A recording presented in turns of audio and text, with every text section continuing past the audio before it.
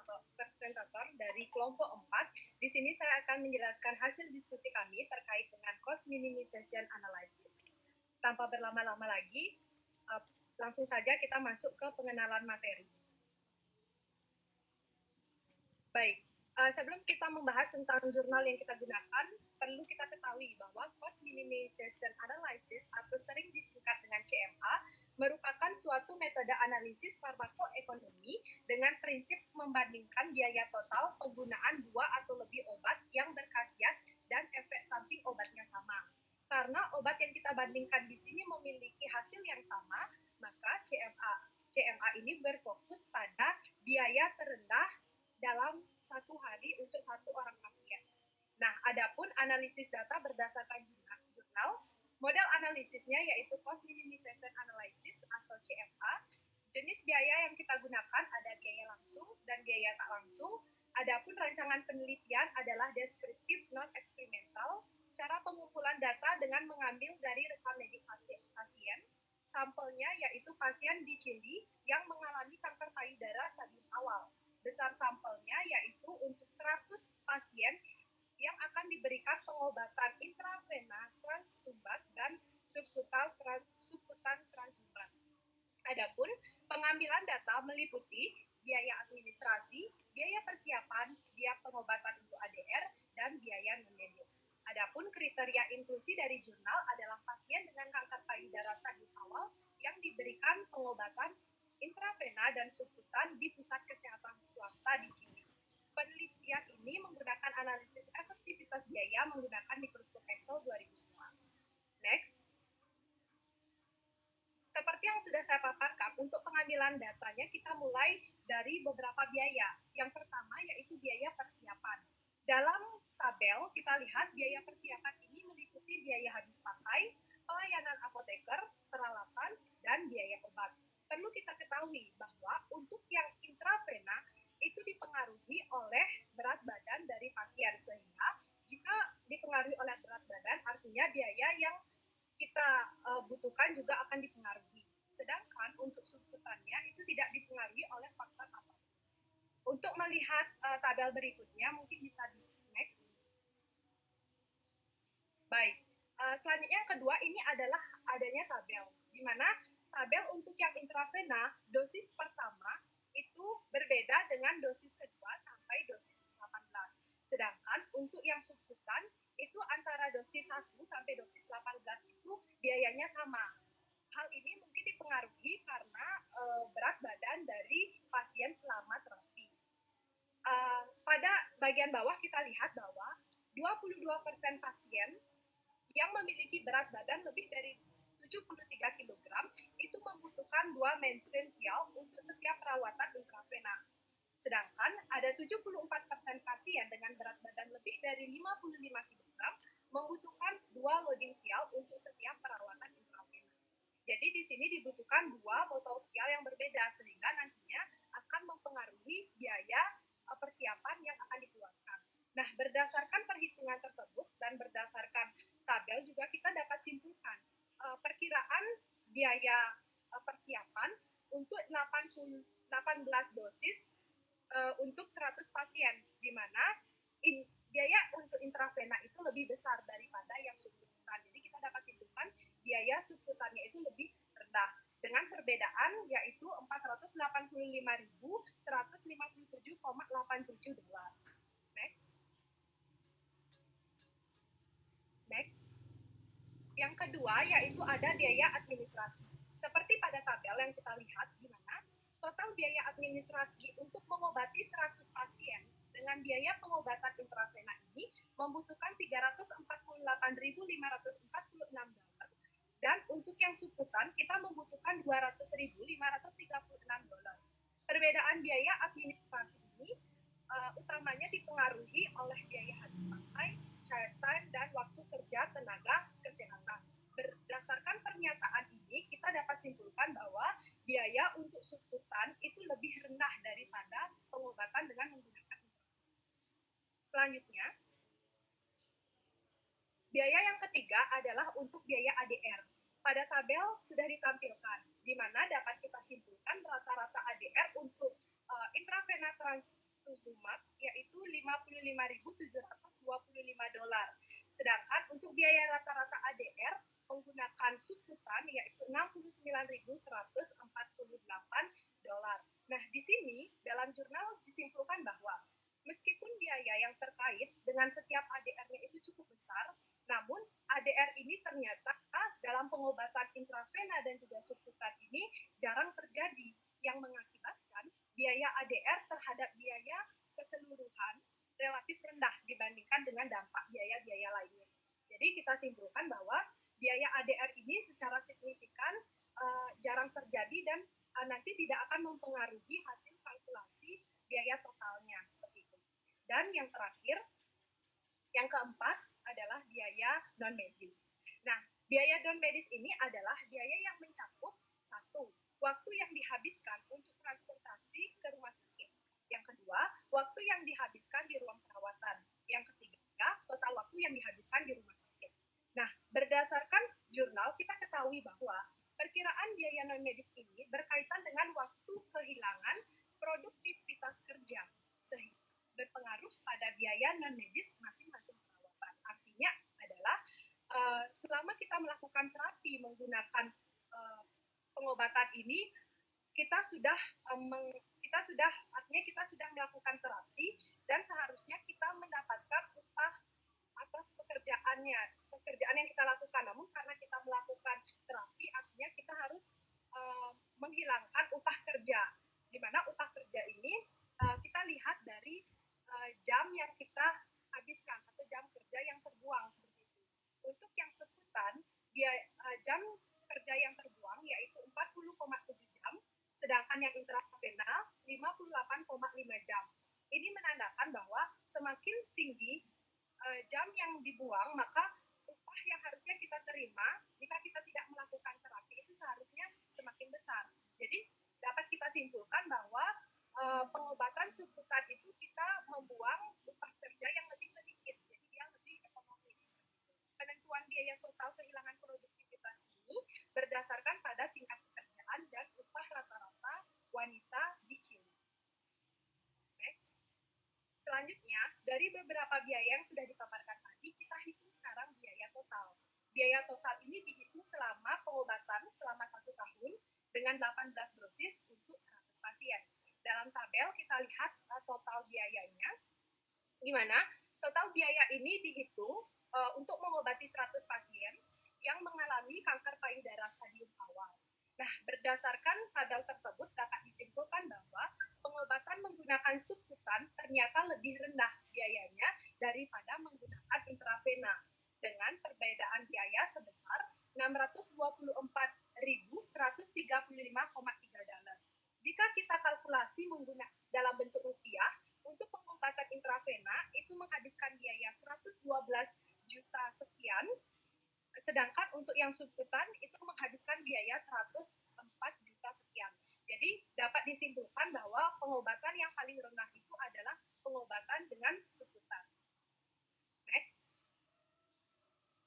Baik, selain kita memperkirakan, setelah kita menyimpulkan bahwa ternyata pengobatan dengan subkutan itu lebih rendah, sekarang kita akan melakukan analisis sensitivitas. Jadi analisis sensitivitas ini untuk mengetahui perbedaan biaya, karena sebelumnya tadi sempat saya katakan bahwa untuk pengobatan dengan intravena itu dipengaruhi oleh berat badan pasien, sehingga jika dipengaruhi oleh berat badan artinya akan mempengaruhi biaya yang kita keluarkan.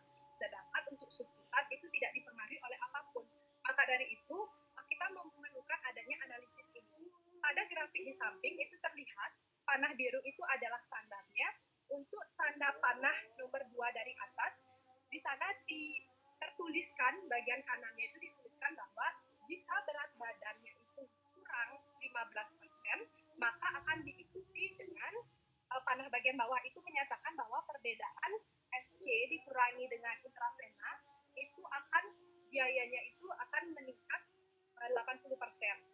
Jadi disimpulkan dapat kita simpulkan bahwa jika kejadian ini terjadi, artinya jika berat badan pasien berkurang 15% dan akan diikuti dengan peningkatan perbedaan biaya antara SC dengan intravena yaitu meningkat 80%.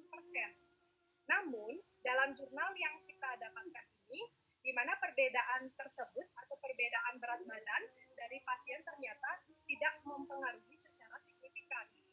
Sehingga hal ini juga tidak akan mempengaruhi biaya tersebut. Jika hal ini terjadi, maka intravena itu lebih ekonomis. Namun karena di jurnal ini berat badan pasiennya tidak mengalami penurunan yang secara signifikan dan tidak berpengaruh, maka tetap kita simpulkan bahwa yang subkutan itu merupakan pengobatan yang lebih ekonomis daripada yang intravena. Next. Selanjutnya adalah kekurangan dan kelebihan dari jurnal yang kita dapatkan. Untuk kelebihan, yang pertama, penelitian juga memantau dari proses dan biaya perawatan di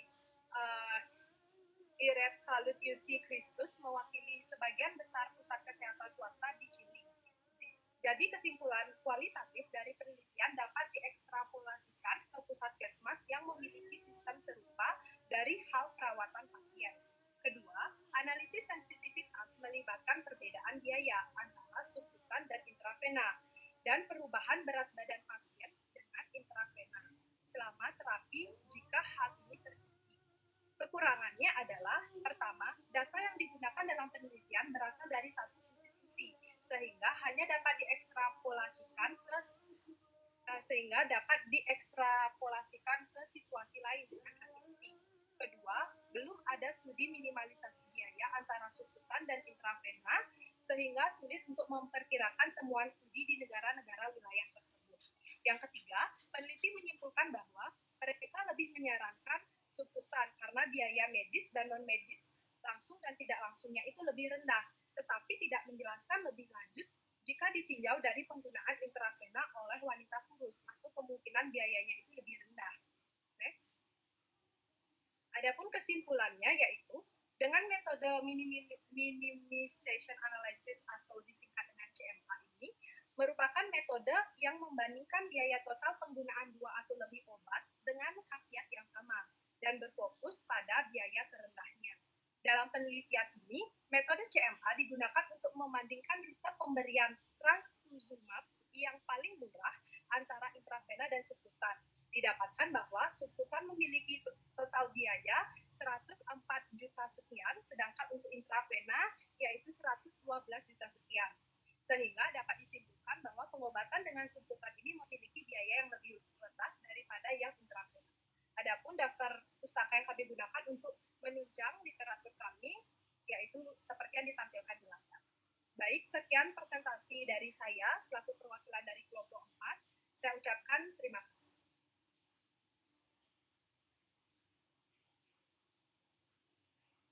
Baik, terima kasih Suci. Karena presentasi sudah berakhir, maka selanjutnya akan kami buka sesi diskusi untuk 3 pertanyaan. Untuk penanya pertama, untuk teman-teman dipersilakan. Mohon izin bertanya, Dewi Ayu.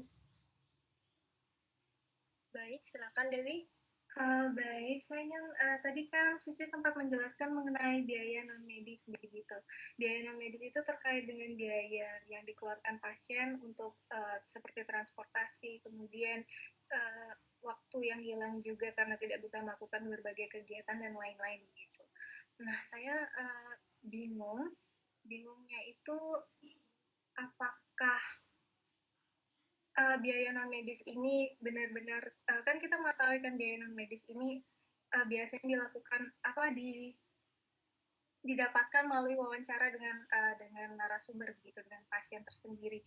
Nah, apakah biaya non-medis ini boleh dihilangkan begitu atau tidak dimasukkan untuk menentukan cost minimization analysis begitu? Apa pertanyaan saya bisa ditangkap? Baik, saya ulang pertanyaannya untuk mengkonfirmasi Dewi. Pertanyaan Dewi adalah, apakah biaya non-medis ini dapat dihilangkan dari perhitungan untuk menentukan cost minimization analysis dengan karena biaya non-medis ini kita tidak pernah ketahui akan didapatkan dari wawancara atau sebagainya. Benar seperti itu, Dewi? Iya, mungkin saja kita tidak tidak memungkinkan untuk mengetahui biaya dari non medis itu karena keterbatasan, apakah sebenarnya itu benar-benar bisa dikesampingkan atau memang kita memerlukan itu untuk khusus penelitian ini atau cost minimization analysis secara umum begitu?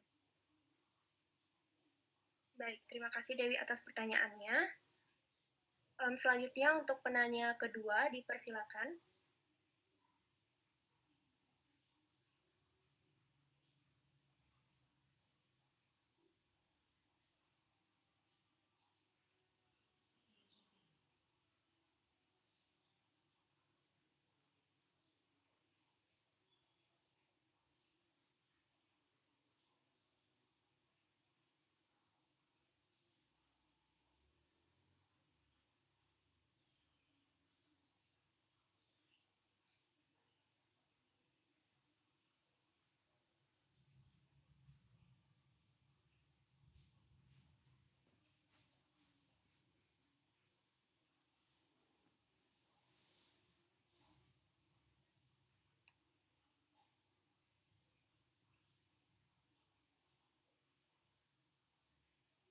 Bagaimana kepada teman-teman, apakah ada yang ingin ditanyakan kembali untuk kelompok 4?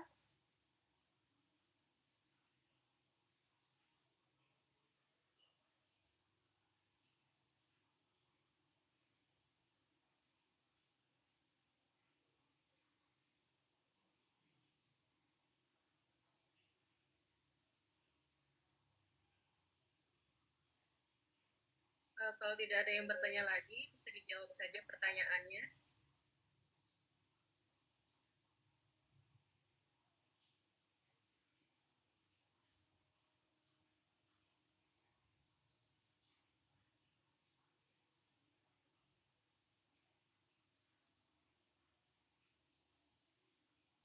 Baik Ibu, karena tadi sudah disampaikan pertanyaan oleh Dewi, maka untuk rekan saya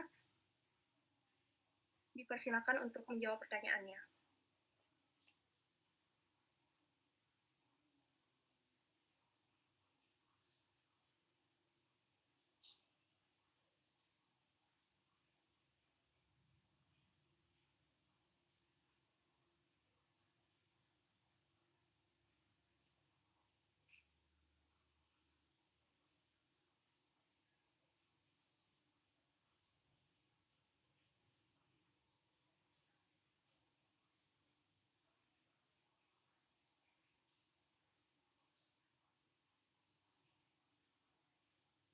Baik, izin masuk.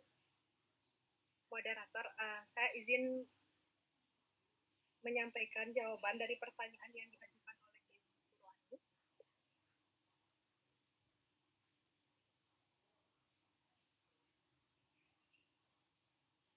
Baik, karena mungkin ada kesalahan di mikrofon, jadi saya langsung saja. Baik, dari pertanyaan Dewi Purwani, saya ulangi lagi pertanyaannya, yaitu kenapa, apakah kita masih perlu mencantumkan biaya non medis ini dalam perhitungan, karena biaya non medis ini kan istilahnya kita perlu melakukan wawancara seperti itu. Jadi menurut sepemahaman saya dan hasil diskusi dari kelompok kami tadi, bahwa karena dalam jurnal ini kebetulan itu diperhitungkan biaya langsung dan biaya tak langsungnya itu, di mana salah satunya adalah biaya non medis, maka kita juga memasukkan data perhitungan biaya total, di mana juga dipengaruhi oleh biaya non medis itu sendiri. Nah, berkaitan dengan biaya non medis ini yang seharusnya sulit kita dapatkan, atau tenaga medis itu sulit, jadi perlu melakukan wawancara kepada pihak yang bersangkutan. Selain itu juga biaya non medis ini kan tadi saya sempat jelaskan bahwa hal ini berkaitan dengan pekerjaan, upah dari pekerjaan yang dibuang karena melakukan terapi seperti itu. Jadi kita juga dapat simpulkan dari sisi di sini adalah setiap orang itu memiliki pekerjaan yang berbeda. Jadi kita tidak dapat menganalisis biayanya itu tidak bisa kita bilang sama gitu, karena pekerjaan orang juga berbeda seperti itu. Jadi mungkin saya simpulkan lagi, karena di jurnal ini kebetulan ada, jadi kami mencantumkan untuk biaya non medisnya. Mungkin kalau teman saya ada yang ingin menambahkan,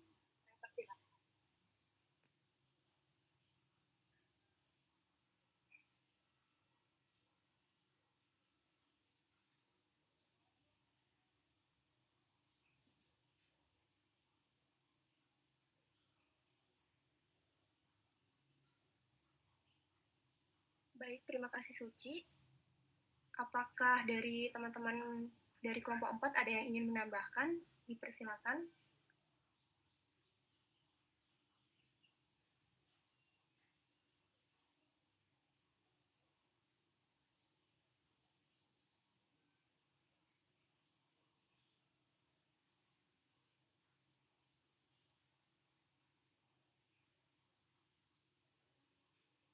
Baik, karena yang disampaikan oleh Suci merupakan hasil diskusi kami, maka saya recap kembali untuk jawaban tadi bahwa untuk biaya non medis itu bisa dicantumkan, bisa tidak, tergantung dari variabel yang ingin dibandingkan oleh peneliti. Nah, pada jurnal yang kami analisis, itu kebetulan untuk biaya non-medisnya itu dicantumkan oleh peneliti, karena mungkin mereka bisa mendapatkan biaya non-medis ini dengan lengkap seperti itu. Kembali lagi pada si peneliti, apakah dia ingin mencantumkan ataupun tidak sesuai dengan kepastian data yang dia dapat di lapangan seperti itu. Mungkin untuk Dewi, apakah bisa diterima jawaban dari kelompok kami? Atau ada yang ingin diperjelas kembali? Disilakan. Baik, jadi jika saya menyimpulkan berarti biaya biaya non medis ini bisa dicantumkan atau tidak begitu ya. Namun untuk kasus ini kan dicantumkan begitu dan kita mengetahui bahwa pekerjaan ya misalnya kita ambil dari segi pekerjaan dan penghasilan orang itu kan berbeda-beda begitu.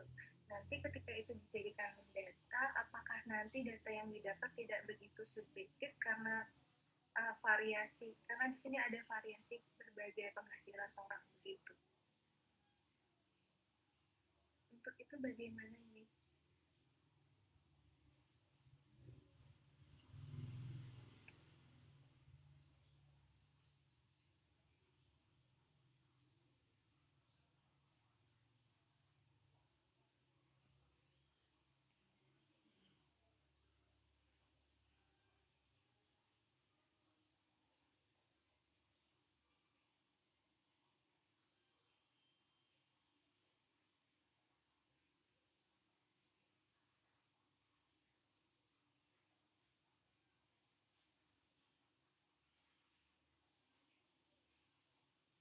Baik, terima kasih Dewi atas pertanyaannya kembali. Silakan untuk rekan saya, dipersilakan untuk menjawab.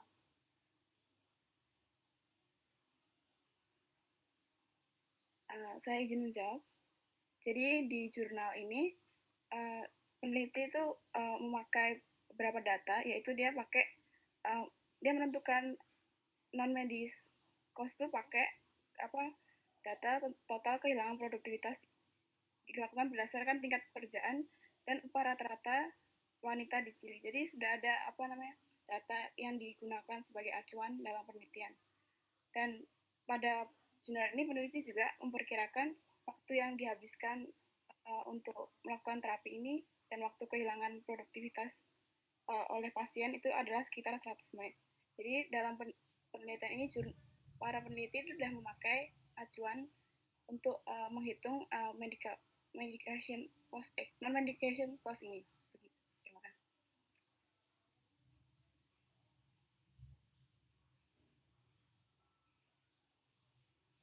Baik, saya kembalikan kembali kepada Dewi. Bagaimana? Apakah sudah terjawab? Udah cukup bisa dipahami. Terima kasih banyak atas penjelasannya.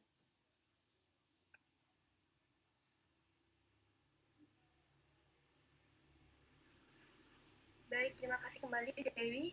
Kemudian karena masih banyak waktu, jika ada yang ingin bertanya, saya kembalikan kembali kepada teman-teman untuk penanya kedua.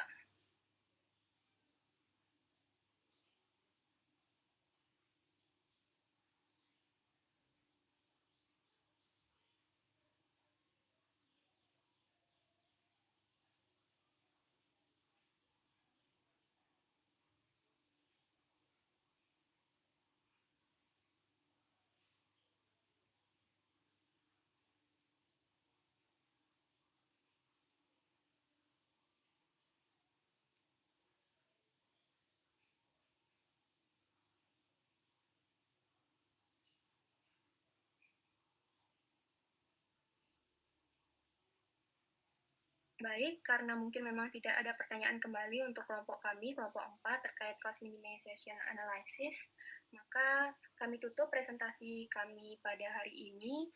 Terima kasih teman-teman yang sudah bertanya dan kepada Suci telah memberikan presentasinya. Saya kembalikan waktu kepada Ibu Febri. Selamat sore. Baik, terima kasih atas presentasinya. Sebelum saya membahas, mari kita berikan aplaus dulu kepada kelompok penyaji.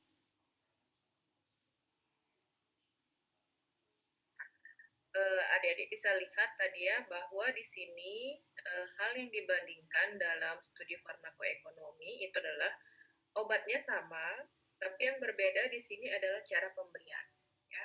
Nah, nanti pada saat adik-adik belajar lebih lanjut mengenai studi farmakoepidemiologi ya, cost minimization analysis itu memang umumnya lebih sering digunakan untuk membandingkan satu jenis obat ya, tapi mungkin metode atau cara penggunaannya itu berbeda-beda. Kenapa seperti itu? Sama seperti yang disampaikan oleh kedua kelompok penyaji bahwa untuk dapat menggunakan cost minimization analysis, peneliti itu harus memastikan bahwa outcome atau luaran dari suatu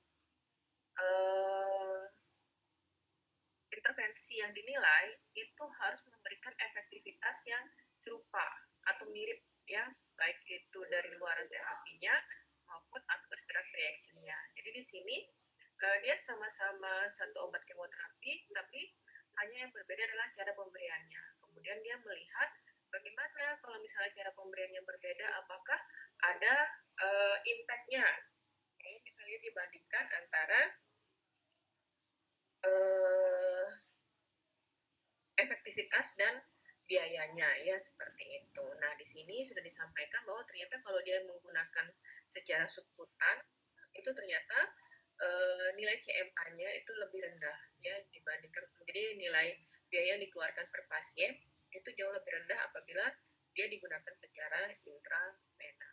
Kemudian yang menarik di sini tadi ada yang menanyakan kalau misalnya kebetulan yang dipakai untuk dasar penilaian itu selain direct medical cost itu ada non direct medical cost ya, seperti itu.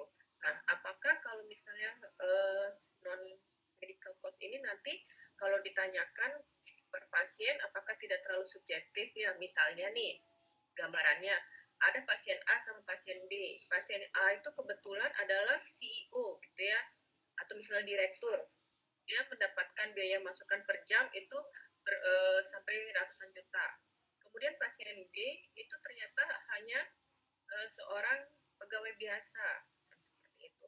Ini kan beda banget ya, jomplang banget antara kalau misalnya kita hitung dari produktivitasnya, misalnya seperti itu, akan beda sekali. Kebetulan aja misalnya yang di bagian intravena itu adalah pasien yang upahnya adalah UMR, sedangkan pada pasien yang subkutan atau misalnya kebalikannya salah satunya adalah CEO padahal penyakitnya sama, misalnya kayak gitu. Apakah ini nanti tidak akan mempengaruhi? Nah, dalam studi farmakoekonomi adik-adik ada yang memang yang namanya produktivitas, ada pembiayaan produktivitas yang mungkin bisa dijadikan dasar. Biasanya adalah kita melihat GDP dari suatu negara, ya, gross domestic bruto dari suatu negara. Nah, dari GDP itu nanti dia akan melihat berapa sih rata-rata misalnya untuk produktivitas satu orang dalam usia produktif itu per jamnya kalau misalnya dirupiahkan. Ya. Apabila terjadi subjektivitas yang sangat besar di sini ya, seperti tadi yang satunya CEO, yang satunya pegawai biasa, maka peneliti itu bisa menggunakan biaya yang ada dalam suatu negara atau misalnya dalam suatu daerah, misalnya nilai GDP-nya atau nilai produktivitas yang dihitung per jam itu nanti bisa digunakan ya untuk mengurangi misalnya subjektivitas yang ada di sana. Jadi jangan khawatir misalnya seperti itu. Sama juga nanti dengan biaya transportasi adik-adik ya. Biaya transportasi itu mungkin juga akan ada subjektivitas di sana. Ada satu orang yang mungkin memang dia transportnya itu misalnya nih ya dia ke rumah sakit menggunakan helikopter ya gitu. Yang satu hanya jalan kaki. Nah, ini nanti tentu saja akan berbeda sekali biaya yang dimasukkan misalnya untuk biaya non-medical cost atau nanti misalnya biaya intangible misalnya kayak gitu. Maka untuk studi farmakoekonomi bisa menggunakan besaran-besaran yang mungkin sudah tersedia ya. Misalnya kalau biaya transportasi ada yang namanya berapa sih beban jalan misalnya kayak gitu, beban jalan per kilometer untuk melihat rata-rata berapa sih transport yang dibutuhkan untuk per kilometer jarak rumah pasien misalnya seperti itu. Jadi itu bisa digunakan sebagai pendekatan dalam menghitung suatu besaran biaya yang memang subjektivitasnya tinggi sehingga nantinya tidak akan mempengaruhi jangan sampai studi farmakoekonomi itu terjadi suatu kesenjangan itu disebabkan karena faktor non medisnya ya atau misalnya faktor yang mungkin tidak teraba kayak intangible gitu ya, pasien itu merasakan bahwa biaya kesakitannya itu luar biasa gitu, sedangkan pasien yang lain karena dia mungkin lebih legowo dia menuliskan biaya yang lebih rendah, tapi nanti itu ada aturannya misalnya dengan melakukan perhitungan kuesioner dan lain sebagainya ya. Itu ada nanti kalau misalnya adik-adik belajar lebih lanjut mengenai studi farmakoekonomi ya. Mungkin itu sih yang bisa saya sharing perihal tadi pertanyaannya ya, bagaimana kita mengurangi faktor-faktor yang mungkin nanti akan menyebabkan bias karena adanya subjektivitas dalam penelitian ya. Mungkin itu saja yang bisa saya sampaikan. Sebelum saya menutup kegiatan diskusi mengenai cost minimization analysis, saya ingin menekankan bahwa untuk CMA itu yang kita harus pastikan adalah bahwa intervensi yang akan kita ukur itu harus memiliki luaran yang mirip, baik itu efektivitas maupun dari adverse drug reaction-nya ya, bukan hanya efek samping tapi adverse drug reaction-nya, sehingga baru bisa dibandingkan karena ini merupakan perbandingan yang paling sederhana ya. Kita harus pastikan bahwa 2 hal atau 3 hal yang kita bandingkan itu mirip satu dengan yang lain. Jadi tidak bisa kita gunakan apabila intervensi atau lengan yang kita ingin bandingkan itu memiliki efektivitas yang berbeda sangat jauh ya. Walaupun misalnya nih dia di satu kelas terapi, kita berikan contoh golongan apa ya, kalian sudah belajar mengenai kemarin misalnya golongan statin lah ya. Golongan statin itu kita ketahui bahwa ada 3 kelompok, intensitas tinggi, rendah, sedang gitu. Untuk melakukan analisa CMA untuk statin yang intensitas rendah sama intensitas tinggi itu akan sulit dilakukan. Kenapa? Karena dari efektivitasnya dia juga sudah berbeda walaupun dia berada di dalam satu golongan. Jadi pastikan kembali nanti kalau misalnya Anda melakukan CMA itu bahwa luaran atau outcome yang diukur itu mirip ya. Mungkin itu saja adik-adik, apakah ada yang ingin ditanyakan atau ada yang ingin disampaikan? Saya persilakan.